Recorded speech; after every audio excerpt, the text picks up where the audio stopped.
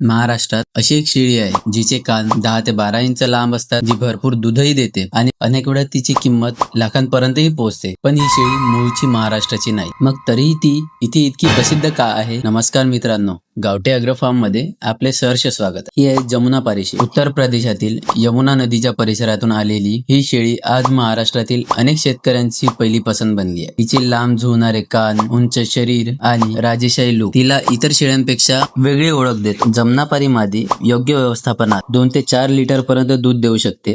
त्यामुळे दुग्ध व्यवसायासाठी तिची मोठी मागणी आहे. पण महाराष्ट्रात ती एवढी प्रसिद्ध का आहे? कारण अनेक शेतकरी उस्मानाबादी, शिरोई आणि इतर स्थानिक शेळ्यांसोबत जमुनापारीचे क्रॉस ब्रीडिंग करतात. त्यामुळे पिल्लांची वाढ जलद होते, शरीराचा आकार मोठा होतो आणि बाजारात चांगला भावही मिळतो. म्हणूनच महाराष्ट्रातील अनेक शेळीपालक जमुनापारीला गेम चेंजर शेळी मानतात. तुमच्या मते महाराष्ट्रासाठी सर्वात फायदेशीर शेळी कोणती? उस्मानाबादी की जमुनापारी? कमेंट मध्ये नक्की सांगा आणि व्हिडिओला लाईक करून आपल्या शेळीपालक मित्राला शेअर करा. आणि अशाच माहिती करता गावठी अॅग्रो फार्मचे YouTube चॅनलला सबस्क्राईब आणि फेसबुक, इंस्टाग्राम पेजला फॉलो करायला विसरू नका.